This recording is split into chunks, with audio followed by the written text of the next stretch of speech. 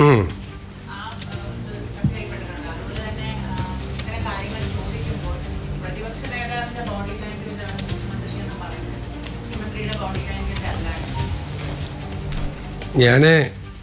Shri P Rajeev എൻ്റെ body ലാംഗ്വേജിനെ കുറിച്ചൊരു ആരോപണം ഉന്നയിച്ചത് ഞാൻ ശ്രദ്ധിച്ചു.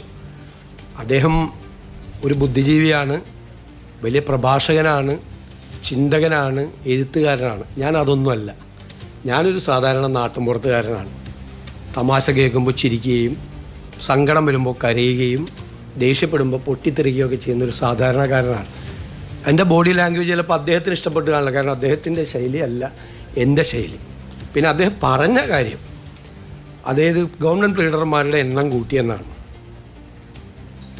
17/7/2017 ഒന്നാം പിണറായി സർക്കാർ 5 സ്പെഷ്യൽ ജി പിമാരെയും 5 ജി പിമാരെയും നിയമിച്ചു. അന്ന് AK ബാലനാണ് നിയമമന്ത്രി, കൂടുതലായി നിയമിച്ചു. ഇനി ഈ ആക്ഷേപം ഉന്നയിച്ച ഈ മന്ത്രി നിയമമന്ത്രിയായിട്ടിരിക്കുമ്പോൾ 3 സ്പെഷ്യൽ ജി പിമാരെയും 3 ജി പിമാരെയും നിയമിച്ചു. 6 പേരെ. അപ്പോൾ എത്ര പേരായി?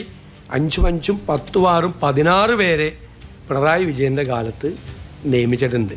ഈ ആരോപണം ഉന്നയിച്ച ഇതേ നിയമമന്ത്രി നിലവിലുള്ള ജി പിമാരുടെ എണ്ണം കഴിഞ്ഞ വർഷം വർദ്ധിപ്പിച്ചിട്ടുണ്ട്.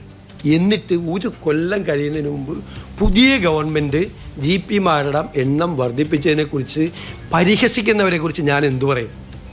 എന്താ പറയേണ്ടത്? ഇതിൻ്റെ അകത്തെ പ്രശ്നം, ഞങ്ങൾക്ക് 23 പേരുടെ ഒരു നടപടിക്രമവും ഇല്ലാതെയാണ് ഇവർ ചെയ്തത്. ഞങ്ങളതല്ല, AGയുടെ ഭാഗത്തു നിന്നും DGPയുടെ ഭാഗത്തു നിന്നുള്ള പ്രപ്പോസൽ വന്നു. കാരണം എന്ന് വെച്ച് കഴിഞ്ഞാൽ നമ്പർ ഓഫ് കേസസ് കൂടുകയാണ്.